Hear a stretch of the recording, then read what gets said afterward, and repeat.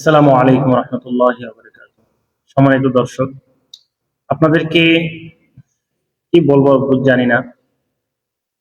দুঃখ এবং পরিতাপের বিষয়, বড্ড আফসোসের বিষয়।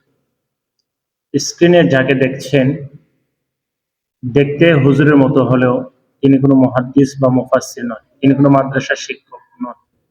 উনি একজন কলেজের শিক্ষক। উনি জালালাবাদ ক্যান্টনমেন্ট স্কুল অ্যান্ড কলেজের একজন পদার্থবিজ্ঞানের শিক্ষক। উনি রাসূল সাল্লাল্লাহু আলাইহি সাল্লামের সুন্নতকে মহব্বত করে দাড়ি টুপি এবং পাঞ্জাবি পরে প্রতিনিয়ত উনি ক্লাস করাতেন। তো ওনার এই ক্লাস করানোটা বা এভাবে সুন্নতি লেবাস অনেকের সহ্য হয়নি। তাই ওনাকে ওনার প্রতিষ্ঠানের পক্ষ থেকে বলা হয়েছে যেন কি না করে, এই ওনারা ঘোষণা দিয়েছেন কেউ যেন টুপি দাড়ি টুপি পাঞ্জাবি পরে ক্লাস না করে। ওনার এই প্রজ্ঞাপন জারির পর উনি স্পষ্ট জানিয়ে দিলেন যে উনি 2 টাকার চাকরির জন্য আল্লাহ রাসূল সাল্লাল্লাহু আলাইহি সাল্লামের প্রিয় সুন্নতগুলোকে উনি বর্জন করতে পারবেন না। তাই উনি চাকরি ছেড়ে দিয়েছেন। উনি এখন চাকরিহীন অবস্থায় আছেন। তো দেখুন, এই সংখ্যাগরিষ্ঠ মুসলমানের দেশ, এই দেশে মুসলমানরা তাদের বিভিন্ন প্রতিষ্ঠানে ইসলাম এবং মুসলিম রীতিনীতি পালন করে তাদের চাকরিকে বজায় রাখতে এখন কতটা হিমশিম খাচ্ছে।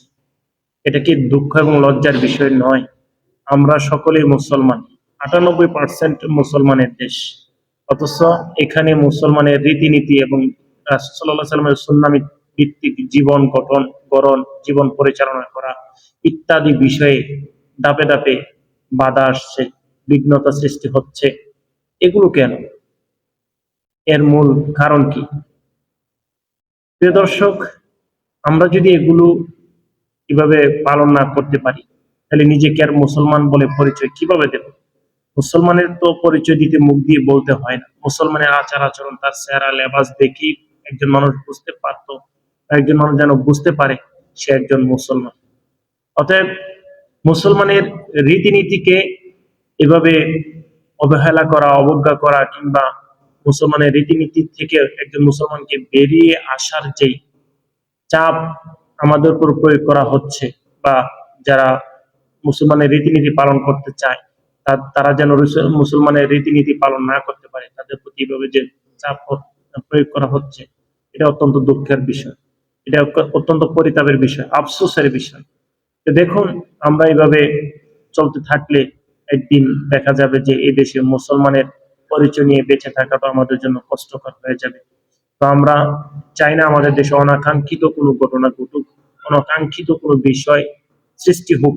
আমরা চাই সকলে সম্মিলিতভাবে সম্প্রীতি বজায় রেখে আমরা যেন চলতে পারি। এজন্য আমাদের সকলের দৃষ্টি রাখতে হবে এইদিকে, যেন আমরা আমাদের মুসলিম রীতিনীতি বজায় রেখে আমাদের দৈনন্দিন জীবনের কাজগুলো করতে পারি। রাসূল সাল্লাল্লাহু আলাইহি সাল্লামের সুন্নতকে জীবনে লালন করে আমরা যেন আমাদের দৈনন্দিন জীবনের কাজগুলো করতে পারি।